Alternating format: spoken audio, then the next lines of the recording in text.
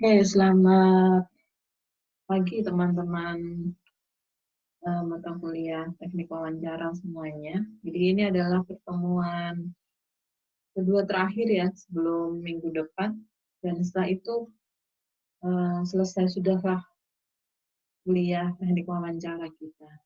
Nah, menjelang akhir ini, minggu depan saya bicara tentang etika, tapi sebelumnya kalau kemarin sudah diajarin bagaimana teknik mewawancarai orang, baik untuk berita-berita khusus maupun berita-berita yang umum. Kemudian Anda juga sudah mulai melakukan liputan kecil-kecilan, walaupun mungkin tidak ini ya tidak ideal karena masa pandemi corona yang membatasi orang untuk bergerak dari satu tempat ke tempat yang lain, tapi minimal Anda kemudian secara umum sudah pernah merasakan bagaimana proses wawancara itu dilakukan. Nah, hari ini saya akan bicara tentang research atau data gitu.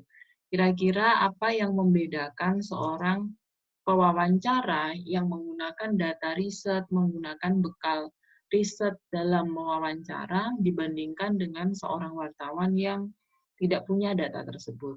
Kenapa pembahasan ini menjadi penting? Karena hari ini kita dihadapkan pada sebuah permasalahan-permasalahan yang semakin rumit. Kemudian kita juga berada di tengah-tengah situasi yang penuh dengan hoax dan kabar bohong misalnya. Hal-hal seperti itu menuntut seorang wartawan atau media untuk melakukan liputan-liputan yang basisnya adalah data. Gitu. Kenapa data menjadi penting? Karena data itu sifatnya lebih independen gitu ya. Data itu sifatnya lebih bebas nilai. Kecuali yang bikin data itu memang berusaha untuk memutarbalikkan opini masyarakat, yaitu beda juga dan itu perlu kita telusuri juga. Nah, sama juga dengan aktivitas jurnalistik yang lainnya, aktivitas wawancara untuk sebuah berita itu juga sebaiknya berdasarkan bekal-bekal data dan riset yang memadai. Kenapa? Karena nanti Anda akan lihat berita akan jauh berbeda atau materi wawancara kita kepada orang akan sangat jauh berbeda pada saat kita punya data atau kita punya data riset atau kita sudah riset sebelumnya, riset yang kita lakukan sendiri misalnya. Itu akan sangat berbeda. Nah, sebelum masuk ke pembahasan yang lebih serius, saya pengen mencontohkan ya, saya pengen mencontohkan ini adalah tweet seorang peneliti di bidang kesehatan, kalau nggak salah beliau dosen di UGM kalau nggak salah. Tweetnya udah lama sekali, tapi sengaja saya simpan untuk menunjukkan bahwa pengetahuan kita terhadap data itu kemudian menjadi sangat penting.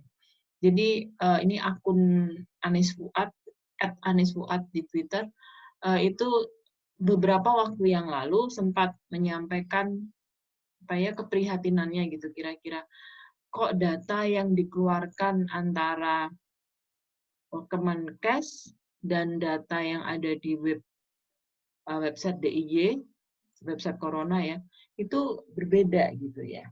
Jadi dan kalau kita bicara corona, maka perbedaan data itu apalagi data kematian, data pasien sembuh, data pasien yang PDP maupun ODP itu kemudian menjadi sangat penting sekali gitu ya. Dari data-data yang signifikan itu, kemudian kita ketahui banyak ahli yang bahkan membuat pemodelan yang kemudian secara umum bisa memperkirakan kira-kira kapan corona ini akan berakhir. Nah, ini sekedar contoh bahwa data itu kemudian menjadi penting. Maka data yang berbeda itu juga penting untuk disorotin, seperti yang disampaikan oleh akun ini gitu ya. Jadi dia mensinyalir pada 13 April ada data yang berbeda. Kemenkes mengatakan bahwa DIY bertambah 16 kasus baru dari sebelumnya 41. Ya, lebih jelasnya ini datanya. Sedangkan data dari DIY sendiri kalau Anda lihat di bagian yang sebelah kanan itu menyebutkan bahwa yang positif itu 55 di tanggal 13, sedangkan di tanggal 12 48. Berbeda dengan yang dilaporkan atau yang disampaikan oleh Kemenkes.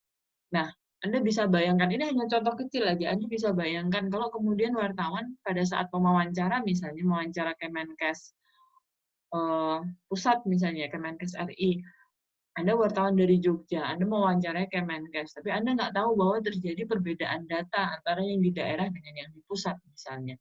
Maka kita bisa bayangkan pertanyaan-pertanyaan seorang wartawan yang tidak tahu data, belum riset sebelumnya, dengan wartawan yang sudah memahami ada data yang mungkin berbeda, bisa jadi itu berarti salah, atau terjadi delay sekian data sehingga antara pusat dan daerah tidak sama, maka pertanyaannya bisa totally berbeda. Kalau kemarin Anda di mata kuliah feature misalnya sering sekali mengeluhkan, aduh gimana ya caranya mencari angle, gimana caranya mencari pintu masuk untuk menceritakan sebuah permasalahan. Nah, ini juga akan sangat berpengaruh. Wartawan yang tahu data, wartawan yang sudah riset sebelumnya, maka dia bisa dengan cepat kemudian mencomot angle yang mungkin bisa kita gunakan. Kalau Anda tahu datanya seperti ini, angle-nya gampang banget. Maka wawancara yang dilakukan itu juga akan lebih mudah, apalagi jika wawancaranya tidak bisa dilakukan dalam waktu yang longgar atau lama gitu. Jadi wawancara doorstop misalnya. Narasumber baru keluar dari ruangan konferensi pers atau ruangan raker atau apapun itu, kemudian Anda doorstop. Kita tahu waktu untuk doorstop itu sangat sedikit sekali, kecuali memang narasumber itu eh, menyediakan waktunya untuk kita wawancara selama 2 jam. Tapi wawancara yang panjang sekali selama 2 jam tanpa wartawan yang punya pegangan data atau riset itu juga akan sia-sia. Karena biasanya Anda akan mengeluh, data saya banyak banget, tapi saya nggak tahu mau yang saya tulis itu apa. Sehingga kemudian tulisan Anda akan memuat statement narasumber mulai dari A sampai Z. Angle-nya apa? Tidak jelas. Itu sebabnya data kemudian memiliki peranan yang sangat penting sekali agar dalam bertanya, dalam mewawancara narasumber, kita bisa melihat kira-kira pertanyaan apa yang penting untuk disampaikan, yang itu penting untuk diketahui oleh audiens, dan kira-kira narasumber kita tuh bohong apa enggak ya? Karena kita punya pegangan data. Kita mungkin sering sekali mendengar gitu ya, ada narasumber yang mencoba mengelabui orang lain gitu. Nah, yang dikelabui ya mungkin percaya-percaya saja jika dia tidak memiliki data dan tidak memiliki bekal riset yang memadai. Ini sekedar contoh aja, ini baru contoh kecil ya tentang data perbedaan jumlah pasien positif di DIY antara data dari pusat dan data dari daerah. Selanjutnya, nah kan kemudian pertanyaannya adalah kenapa kemudian riset itu dibutuhkan? Kenapa seorang wartawan harus melakukan riset?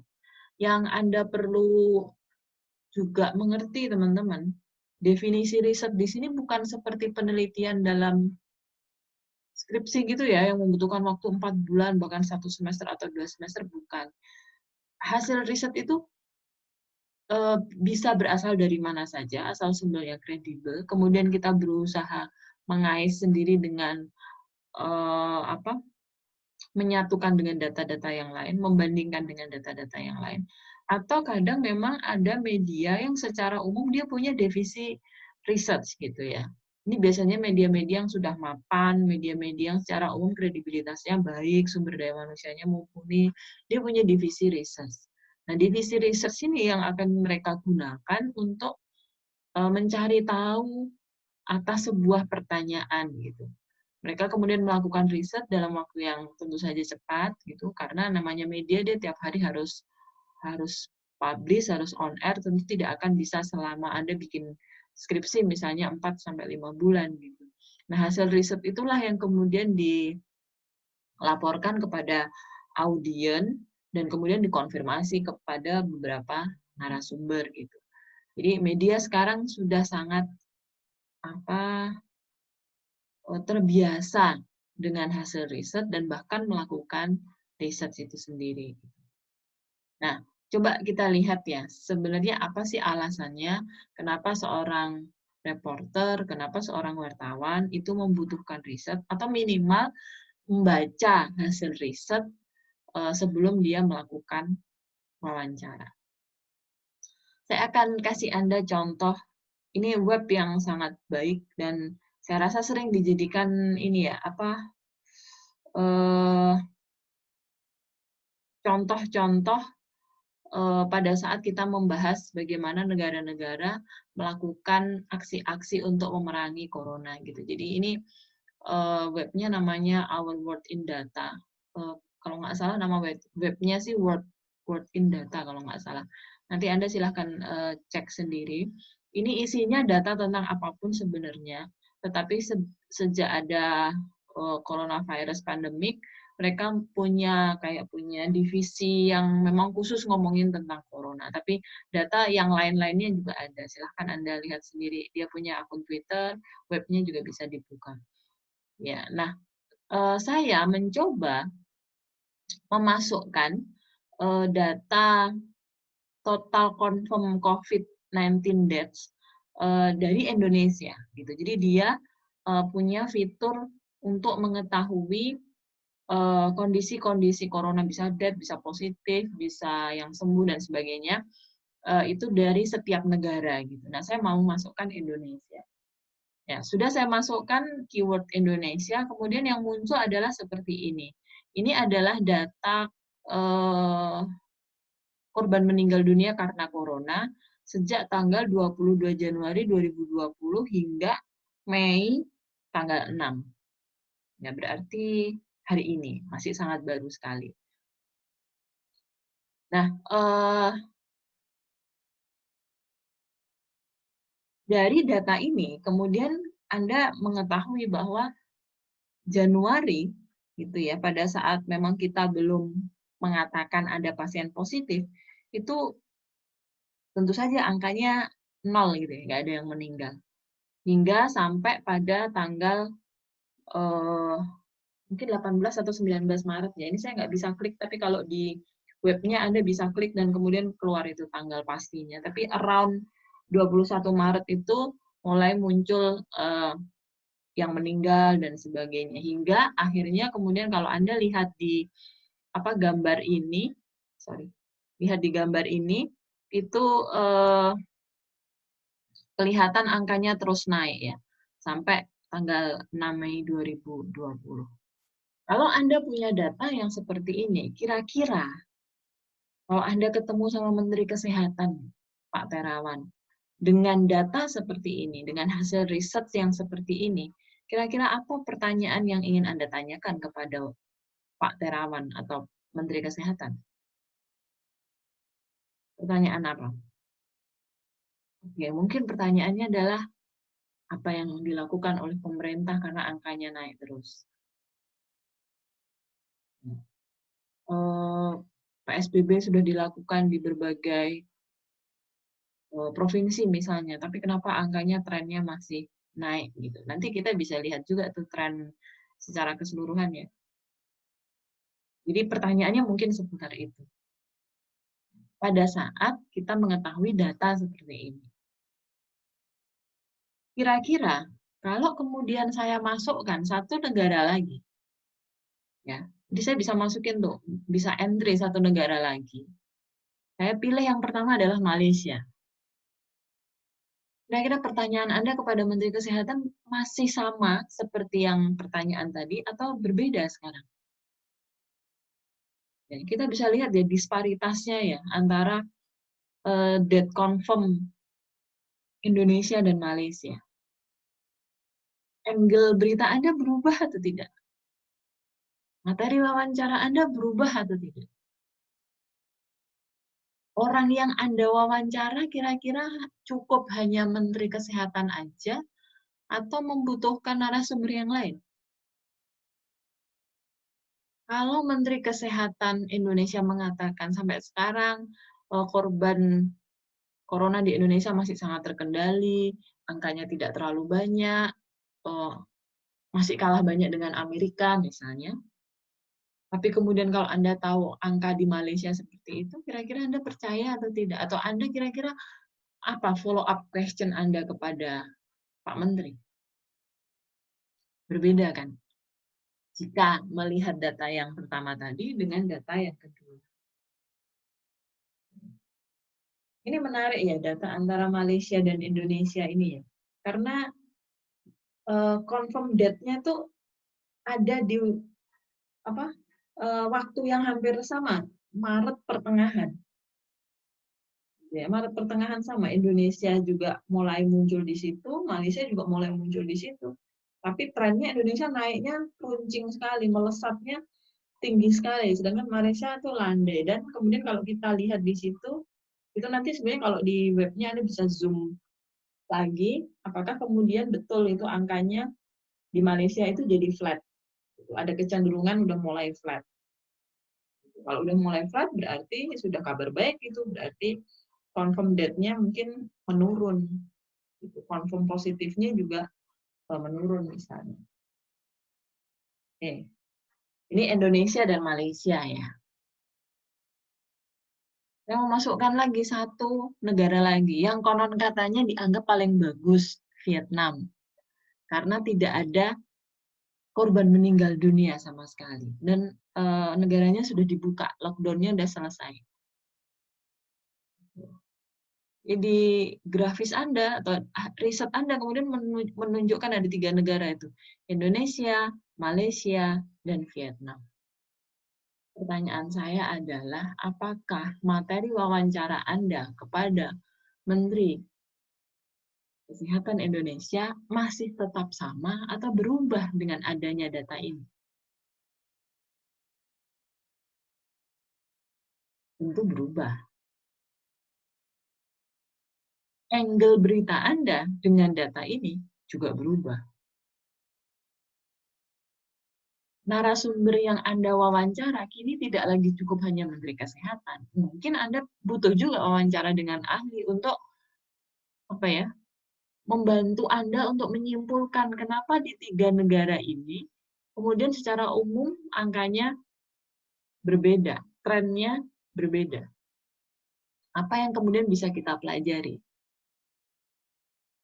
Berubah kan ya, angle-nya berubah, pertanyaan berubah, kebutuhan kita terhadap narasumber juga berubah. Selanjutnya, saya masukkan beberapa negara. Ada Filipina, Malaysia, Thailand, Singapura, saya tambahkan Myanmar, Brunei, ya, kemudian Kamboja. Jadi ada berapa negara itu? 1, 2, 3, 4, 5, 6, 7, 8, 9. Ada 9 negara. Pertanyaannya adalah, apakah pertanyaan Anda, materi wawancara Anda kepada Menteri Kesehatan RI masih sama dengan bekal data seperti ini? Apakah angle Anda masih sama? Mungkin berbeda, karena kemudian kita jadi tahu, Filipina itu lockdown total, angkanya tinggi, tapi tidak setinggi Indonesia.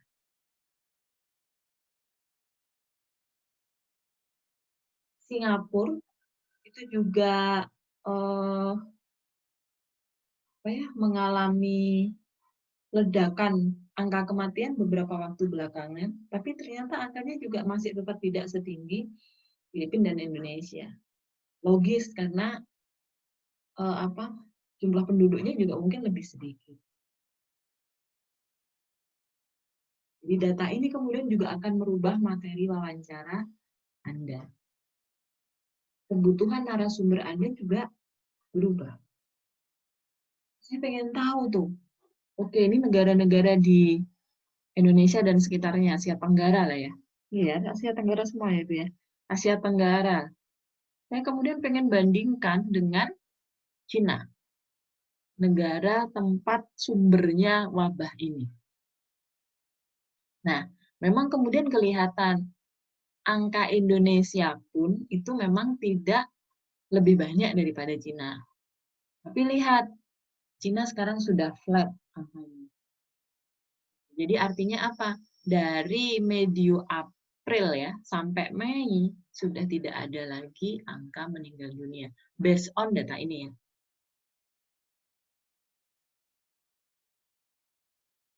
Indonesia tetap yang tertinggi, setelah itu baru Filipina, Malaysia, Thailand, Singapura, Myanmar, Brunei, Vietnam, dan Kamboja. Boleh nggak sih kita nyari data lain lagi, bukan dari web ini, bukan dari web Our World in Data? Boleh-boleh juga, maka malah akan sangat lebih baik, karena lebih kaya, perspektifnya lebih luas lagi, materi wawancaranya akan lebih tajam banget, karena apa? Anda membandingkan beberapa angka dari data-data, dari sumber data yang berbeda. Ini hanya satu contoh.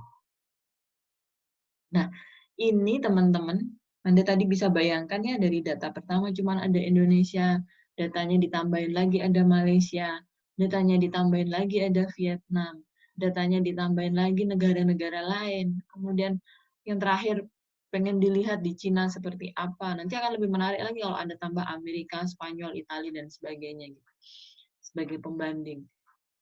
Materi wawancara kita berbeda, kebutuhan akan narasumber kita juga berubah.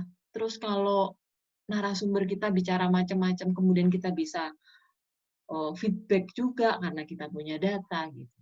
Nah, inilah pentingnya kenapa seorang wartawan sebelum melakukan wawancara itu harus atau sebaiknya memiliki data-data research. Yang pertama, research itu membantu kita untuk lebih kredibel, punya kredibilitas. Jadi pertanyaan kita tuh bukan pertanyaan yang kira-kira. Ya, pertanyaannya adalah pertanyaan yang memang basisnya adalah data. Kemudian yang kedua, research itu menambah kepercayaan diri kita dalam bertanya, apalagi yang hard question. Pertanyaan-pertanyaan yang sulit atau pertanyaan-pertanyaan yang berat. Saya sering sampaikan kepada Anda, memangnya ada wartawan yang nggak pede? Ada, dan banyak. Terutama pada saat apa? Pada saat dia tidak menguasai masalah. Pada saat tidak menguasai masalah, maka kemudian pertanyaannya tuh mengambang, dan cara menyampaikannya juga nggak percaya diri. Ya gimana Anda kemudian bisa duduk sejajar dan setara dengan narasumber, dan kemudian bisa mengelola jalannya wawancara dengan baik kalau Anda aja nggak confident dengan pertanyaan Anda. Sering terjadi yang seperti itu. Yang ketiga adalah research itu membuat kita bisa dengan lebih mudah menjangkau atau menanyakan materi-materi wawancara kita ke banyak orang gitu. Karena apa? Sisi atau hal-hal yang kita tanyakan tuh jadi lebih kaya gitu. Berbeda kalau kita nggak punya data sama sekali. Terbayang ya? Kalau saya nggak punya data sama sekali tentang berapa jumlah orang meninggal karena corona di Indonesia, ya mungkin yang saya wawancara cukup 1 orang. Tapi begitu saya punya data yang banyak seperti tadi, maka kebutuhan saya untuk wawancara kepada orang banyak juga semakin tinggi. Pertanyaan saya semakin banyak, pertanyaan saya semakin kompleks. Kemudian yang keempat adalah dengan adanya research, maka kemudian kita sebagai wartawan itu tahu pada saat ada seseorang atau narasumber kita berusaha menghindari pertanyaan kita atau menghindari kebenaran. Nah, jadi biar nggak dibohongin sama narasumber. Jadi kita ngerti, oh dia sedang menghindar. Sebenarnya jawabannya bukan itu. Atau dia sedang hiding the truth. Menutupi atau menghindari kebenaran. Sehingga kemudian kalau kita tahu, pertama, kita bisa padu-padankan statement narasumber yang sengaja menghindari tadi dengan statement narasumber yang lain, sehingga ada perbandingan. Saya juga bisa sampaikan data, sehingga akurasi berita saya menjadi semakin tinggi. Ini bisa bayangkan, udah narasumbernya bohong, wartawannya nggak punya data. Maka Anda sama juga dengan mereproduksi kebohongan itu kepada audiens. Sangat berbahaya.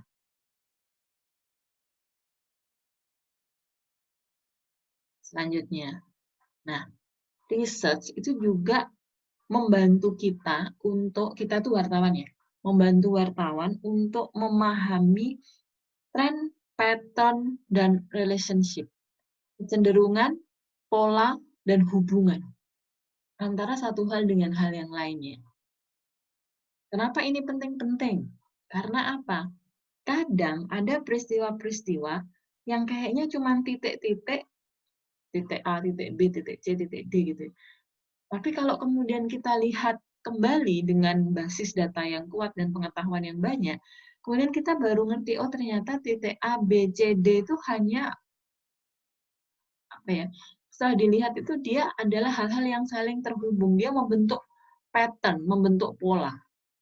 Dengan demikian, kemudian kita bisa apa?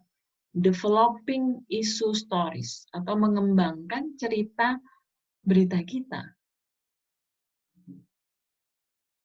Misalnya apa? Misalnya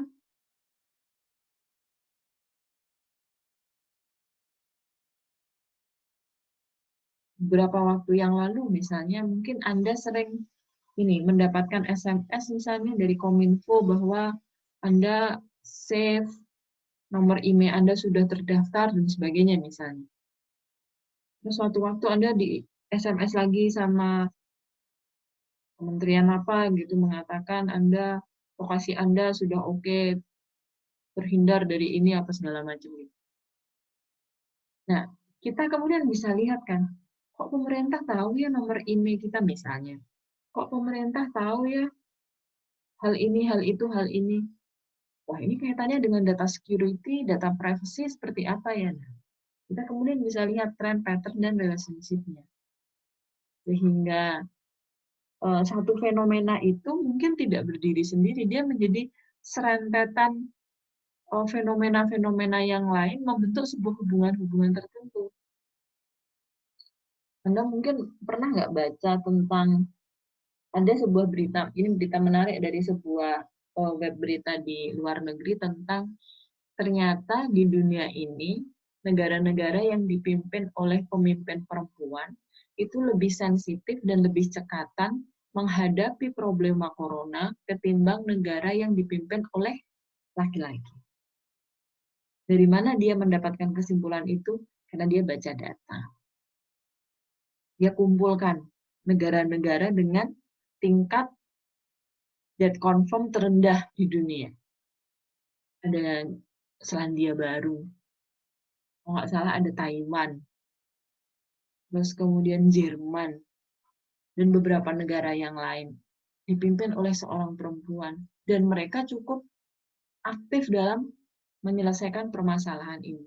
Sedangkan negara-negara yang dipimpin oleh laki-laki, kata mereka, kata media itu, cenderung lambat, tidak proaktif. Tentu ada juga yang proaktif ya. Tapi ini kemudian menjadi angle yang menarik kan. Ternyata pemimpin perempuan itu ternyata lebih bagus mengelola negaranya pada masa-masa krisis. Ya kan? Ini kan sekarang tuh masa krisis. Perempuan selalu kadang dianggap lemah, terlalu apa? Tidak logis, tidak cekatan misalnya. Tapi masa pandemik ini, krisis ini, mereka lah justru yang ternyata punya rencana-rencana yang lebih baik gitu. Aktivitas-aktivitas dan kebijakan-kebijakan penyelamatannya jauh lebih baik barangkali karena perempuan lebih empatik kepada rakyatnya ketimbang pemimpin laki-laki misalnya itu. Berarti kan itu ada proses membaca tren, pattern, dan relationship sehingga apa? Kita bisa mengembangkan berita kita dengan lebih mudah. Kemudian yang keenam, research itu juga, jadi kalau Anda lagi bikin acara gitu ya on air atau apa wawancara langsung gitu live, riset itu bisa menjaga ritme tayangan. Jadi nggak kering. nggak flat gitu. Karena apa? Ada angka-angka yang muncul, ada fakta-fakta yang perlu dikonfirmasi. Karena kita tahu kita punya data-data, kita sudah berbekal riset yang lengkap. Sehingga menarik daripada Anda bikin wawancara live atau acara yang on air gitu, kita nggak punya data, maka bisa jadi ya pertanyaannya muter-muter di itu saja. Karena apa? Kita kehabisan cara untuk melakukan follow up question. Kenapa kehabisan cara? Saya nggak punya data, saya mau konfirmasi apa lagi? Itu beberapa jawaban kenapa research itu dibutuhkan. Nah, ini contoh yang tadi ya, bahwa research itu bisa digunakan untuk membuat kita mengetahui pattern, trend, dan relationship. Ini adalah akumulasi. Jumlah naik turunnya daily confirm COVID-19 deaths di Indonesia. Jadi, nah ini nih, angka ini menarik ini. Ada lagi peak-peaknya tuh berarti tanggal sekitar April ya, tanggal 10. Kemudian sekarang tuh sebenarnya trennya menurun. Nah, ini kalau kita mau sedikit kerja keras saja, gampang. Cari di internet ya, April tanggal 10 itu apa yang terjadi di Indonesia.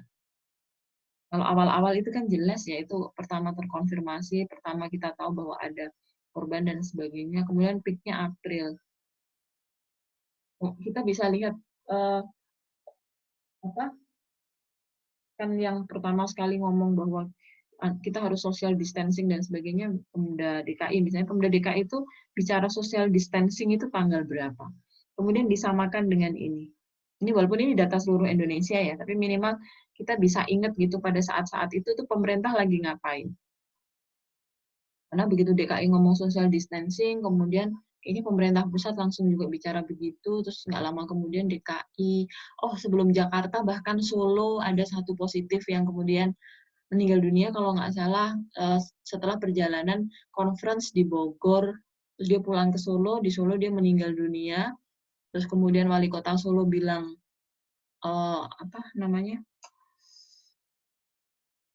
darurat bencana atau apalah itu namanya. Ya kemudian diselidiki juga, kemudian DKI ngomong, kemudian Jawa Barat ngomong lah akhirnya karena Bogor, terus pemerintah pusat juga semakin bergerak, apalagi kemudian Pak Menhub positif COVID misalnya. Nah itu coba dilihat tanggal-tanggal peristiwanya itu ada di tanggal-tanggal apa, ada nggak kaitannya dengan ini naik turunnya angka death confirm ini. Kemudian, ini udah mulai menurun kan? Nah, coba dilihat PSBB di DKI, PSBB di Bodebek, PSBB di Jawa Barat secara keseluruhan itu tanggal berapa. Sehingga kemudian kita tahu relationship antara peristiwa-peristiwa tadi dengan naik turunnya angka confirm death ini seperti apa.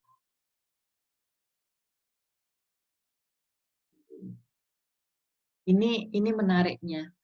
Makanya saya sering kan sampaikan wawancara itu kalau dalam sebuah ini ya, terminologi liputan yang lebih luas, lebih umum, wawancara itu bukan satu-satunya alat dalam melakukan liputan. Karena dia harus bersama-sama dengan riset, bersama-sama dengan observasi, ya, kemudian juga wawancara gitu. Apa artinya Anda ketemu Menteri Kesehatan kalau Anda nggak ngerti data ini misalnya? Maka materi-materi pertanyaan ini mungkin juga materi-materi yang usang gitu. Tapi kalau kemudian kita tahu data hari ini seperti itu, ada penurunan ya, penurunan angka meninggal dunia, maka kemudian kita juga bisa kira-kira ini karena apa, atau karena rapid test sudah mulai masif dilakukan, karena Jawa Barat sudah mulai punya alatnya, kemudian Jakarta juga sudah mulai punya alatnya gitu. Jadi secara umum kan itu ini ya epicentrum pandemi ya. Apakah karena itu ya kita bisa cocokkan dengan angka-angka yang tertera di grafik ini gitu. Itu teman-teman. Jadi menarik sebenarnya, wawancara akan menjadi sangat menarik, angle bisa sangat mudah dicium kalau datanya lengkap, sehingga saya rasa belum sampai ke kantor gitu Anda di jalan udah kepikiran angle apa yang akan Anda gunakan untuk berita yang mau Anda tulis gitu. Ya. Nah ini hubungannya dengan angle tadi. Research itu kemudian membuat berita kita itu bahasanya. Angle berita kita tuh not repeating, tidak cuman mengulang yang sudah disiarkan oleh media kita maupun media yang lain. Karena apa? Kita punya data yang khusus sekali, apalagi kalau datanya real time. Jadi nggak akan ada tuh duplikat angle. Kemarin kayaknya udah ngomong ini, hari ini ngomong lagi. Atau koran A kayaknya udah ngomong itu, koran kita juga ngomongin itu, udah gitu ini lagi, telat lagi. Yang A ngomongin itu kemarin, koran kita baru ngomongin itu hari ini misalnya. TV lain udah bilang atau gimana gitu misalnya. Nah, jadi kita tidak akan repeating story atau repeating angle. Kemudian selanjutnya tentu dari tadi yang kita bicarakan, riset itu akan meningkatkan akurasi berita kita. Kenapa kok akurat? Ya, narasumbernya bohong kita tahu, tetap kita tulis kok. Misalnya ya statement dia mengatakan, "Wah, Indonesia baik-baik saja." Boleh tetap ditulis, tapi kita akan kasih data pembandingnya misalnya. Jadi kalau kita bicara Indonesia adalah negara dengan angka kematian tertinggi, berarti penanganan corona terburuk se-Asia Tenggara misalnya, itu bukan asumsi, karena kita akan kasih data angka tadi dibandingkan negara-negara lain di Asia Tenggara. Jadi akurasinya menjadi sangat lebih baik. Dan akurasi yang baik itu menjadi standar berita kita hari ini ya. Jadi tidak hanya sekedar menuliskan omongan orang, tapi juga memberikan data sehingga akurasinya itu tinggi. Nah, research itu ada strateginya, ada strategi jangka pendek, ada strategi jangka panjang. Yang dua-duanya harus Anda lakukan sebenarnya. Gitu. Strategi jangka pendeknya, short term strateginya apa? Gue kepepet banget, nggak punya waktu untuk research, harus liputan sekarang. Strategi yang pertama adalah bahasanya ini tuh naif tapi nggak bodoh gitu. Naif nggak bodoh tuh gimana ya caranya menyampaikannya? Jadi ya udah, kalau memang nggak tahu, satu-satunya jalan adalah stupid question. Tapi kita nggak bodoh-bodoh amat sebenarnya. Kita memang pengen memancing narasumber itu dengan stupid question. Jadi minimal kita tahu gambaran kasusnya itu seperti apa. Itu namanya stupid question tuh itu. Jadi naif itu semua ditanyain ke narasumber, tapi nggak boleh bodoh amat. Tetap, kalau udah tahu masalahnya kita bisa follow up question juga, karena udah connect, masalahnya itu sebenarnya seperti ini gitu. Yang naif itu, yang naif tapi nggak bodoh itu ada beberapa cara. Yang pertama adalah bujuklah narasumber Anda untuk menceritakan background of the case gitu, atau kalau di situ disebut background of conflict. Sehingga apa? Minimal wartawannya tahu, atau minimal wartawannya ada gambaran, ternyata konfliknya itu seperti ini. Dan ini kadang memang dilakukan. Lebih gampang lagi kalau wartawan koran, karena apa? Kan nggak kesorot TV ya. Jadi sebenarnya masalahnya apa sih? Sebenarnya gimana sih Mas masalahnya? Gitu. Kalau narasumbernya bilang, tapi ini off the record, nggak apa-apa, tapi minimal yang penting pengetahuan Anda bertambah kan. Oh ternyata minimal versi si A itu masalahnya seperti ini. Jadi kita kemudian, otak kita kemudian bisa memproses informasi itu dan kemudian running. Yang kedua, ini juga cara cepat. Nanya ke ahli. Yang nomor 2 ya, asking technical expert to explain something complex.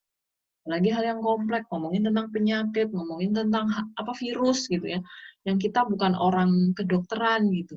Makanya, kalau saya harus baca jurnal tentang seperti apa sifat-sifat virus dan karakteristik virus, waduh besok bisa baru selesai beritanya gitu. Hari ini, deadline-nya hari ini, maka ya cara yang paling gampang saya nelpon orang untuk menceritakan virus itu emang seperti apa, bedanya virus dengan yang lain seperti apa.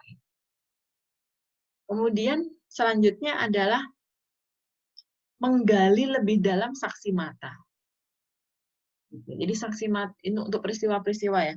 saksi mata itu penting, digali kesaksiannya. Dia ngomong apa saja dengan bahasa dia nggak apa-apa deh. Minimal apa? Kita tuh jadi tahu, oh begini gitu ceritanya. Apa kemarin ada seorang YouTuber di Bandung atau di Jawa Barat yang itu membagi-bagikan bantuan yang isinya sampah itu misalnya. Anda tentu kan nggak hadir di acara itu kan karena Anda nggak ngerti kan. Tapi kemudian besoknya jadi viral, kemudian Anda sama bos Anda disuruh liputan misalnya, biar cepat ya nanya ke yang lihat kejadian itu gimana sih sebenarnya kronologisnya gitu.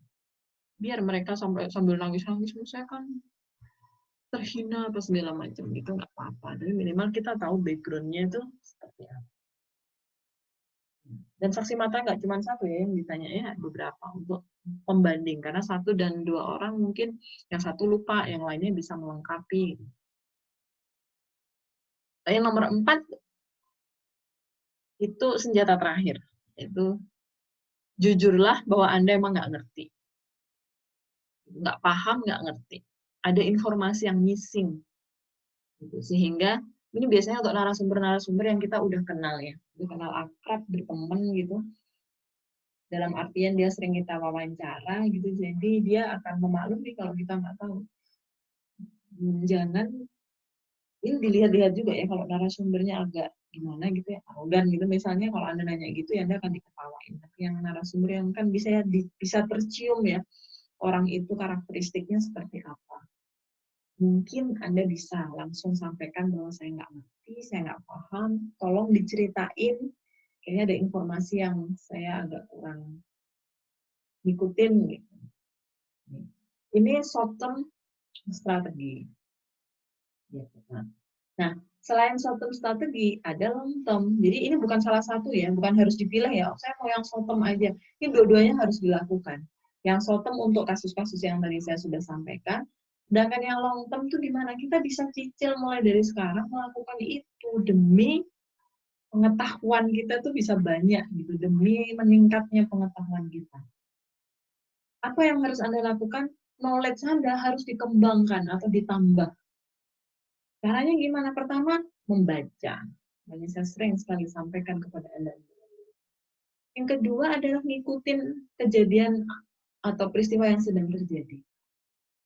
Jadi harus rutin membaca. Kenapa itu penting? Penting karena wartawan itu nggak mungkin ditaruh di desk yang sama selama bertahun-tahun. Kalau dia di politik terus biasanya udah ngeh gitu ya, oh habis sidang ini, nanti DPR gini gitu. Terus Anda kemudian ya karena saya desknya politik, saya nggak perlu ngerti kejadian-kejadian olahraga gitu misalnya. Padahal besok mungkin Anda akan diputar ke des olahraga misalnya. Anda akan tergagap-gagap kalau kayak gitu. Dan lagi teman-teman nyaris di Indonesia ini dan di dunia lah tidak ada satupun peristiwa yang itu dikarenakan sebab dari satu faktor saja. Jadi kejadian itu biasanya terjadi karena terhubung dengan sebab-sebab yang lain gitu. Jadi dunia pendidikan itu ada kaitannya dengan politik, dunia politik ada kaitannya dengan dunia yang lain gitu ya. Bukan dunia lain ya, dunia apa misalnya pendidikan, sosial, budaya gitu. Jadi minimal ya harus, kalau saya sih harus baca koran tiap hari, harus minimal buka Twitter yang isinya tentu bukan ini ya, bukan seleb tweet ya. Buka Twitter setiap hari agar kita ngerti, oh ada kasus Raffio, ada kasus wartawan yang lagi ditahan, ada kasus tentang gepreng palsu itu, ada kasus tentang prakerja, ada kasus tentang apa move pemerintah dan sebagainya. Kita secara umum harus. Kemudian yang ketiga adalah berhubungan secara rutin atau ngobrol dengan narasumber kita gitu. Jadi ngobrolnya bukan hanya karena ada berita aja, tapi mungkin Anda juga perlu mengupdate informasi gitu. Misalnya dengan orang-orang di LSM, budayawan, ikutlah diskusi-diskusi tertentu gitu. Sehingga apa? Secara umum pengetahuan Anda akan terdevelop dengan baik. Jadi ketemu narasumber itu jangan cuma pas ada berita gitu. Kalau misalnya ada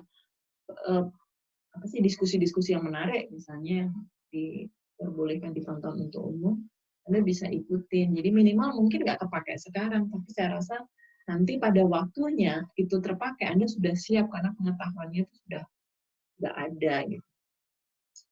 Ngobrol dengan wartawan yang lain juga bisa. Jadi biar saling update berita.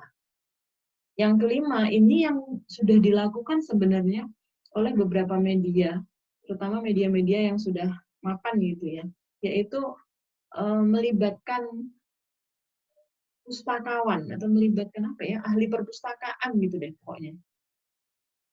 Sehingga kemudian dia, ini kan orang kerjaannya baca, kerjaannya orang-orang litbang gitu loh, data-data itu loh. Jadi tiap hari yang dibaca data, tiap hari yang dibaca jurnal gitu misalnya. Nah, dia akan memberikan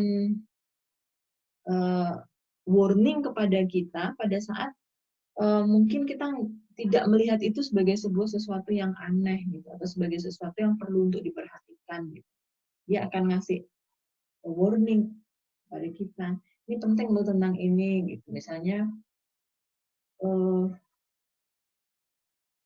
misalnya tentang vaksin, atau ini 3 atau 4 hari belakangan ya ada berita tentang dunia farmasi di Indonesia yang sudah kekurangan bahan obat-obatan misalnya. Nah, itu kalau kemudian kita punya tim yang secara umum dia mengikuti hal tersebut, baca jurnal, baca buku yang terkait dengan farmasi dan sebagainya. Beberapa orang mungkin belum melihat itu sebagai hal yang penting, tapi kalau media Anda melihat ini sebagai hal yang penting bahkan sebelum hal itu terjadi, akan menarik sekali gitu. Mungkin orang di bank akan bilang ini 4 bulan lagi Indonesia akan kekurangan obat-obatan misalnya gitu. Nah, itu bisa ada ya beritanya kemarin ya, kekurangan farmasi, industri farmasi kekurangan bahan obat-obatan misalnya. Itu akan sangat baik kalau kita beritakan sehingga bisa jadi pengingat untuk pemerintah. Dan itu kan salah satu tugas media ya, mengingatkan agar kewaspadaan nasional ini meningkat. Ini long term strateginya. Riset versi jangka panjang itu seperti ini. Membaca, nomor 1 membaca itu kunci, membaca apapun. Sekarang lagi hobi baca novelnya siapa gitu, Eka Kurniawan. Hari ini mungkin membaca novel Eka Kurniawan itu hanya hiburan, tapi kita nggak tahu setahun 2 tahun kemudian mungkin bacaan Anda hari ini itu akan berguna. Ya, kita nggak ngerti gunanya untuk apa, gitu. Tapi yang namanya orang suka membaca itu kan ya membaca aja gitu. Nanti sewaktu-waktu kalau dibutuhkan maka memori Anda akan membuka sendiri, atau minimal Anda teringat dan kemudian bisa, oh kayaknya saya pernah tahu di buku ini, saya pernah lihat di sini. Gunanya membaca. Itu ya. Nah, selanjutnya, semoga kalau saya ngomong gini nggak ditinggal tidur ya. Coba, kalau saya punya sebuah topik gitu ya, tentang kontroversi kartu prakerja. Anda semua mungkin udah pernah dengar ya, kontroversi kartu prakerja yang kemudian melibatkan beberapa staf sus milenial. Kalau kemudian saya suruh liputan untuk menuliskan kontroversi kartu prakerja, kira-kira data riset apa saja yang Anda perlukan? Nggak usah dipikirkan riset secara ininya, secara detailnya gitu. Tapi kira-kira data seperti apa yang akan kita butuhkan sebelum turun ke lapangan untuk melakukan observasi dan wawancara. Silahkan tulis jawaban Anda di kolom komen Google Scholar lagi, komen Google Classroom ya, bukan komen di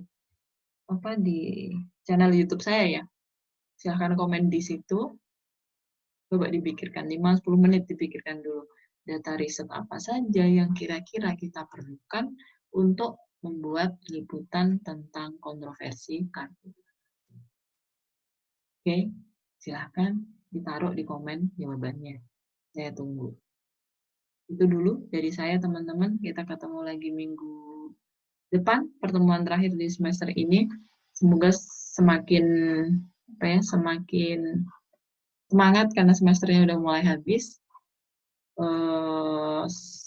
Sehat juga, puasanya lancar, dan males-malesannya masih tambah banyak atau justru udah mulai semangat karena sudah berapa minggu ya kita work from home dan study from home?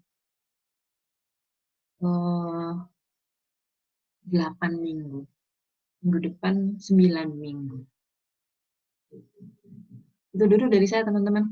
Kita jumpa lagi minggu depan. Jangan lupa dijawab dulu pertanyaan saya itu. Terima kasih. Assalamualaikum warahmatullahi wabarakatuh.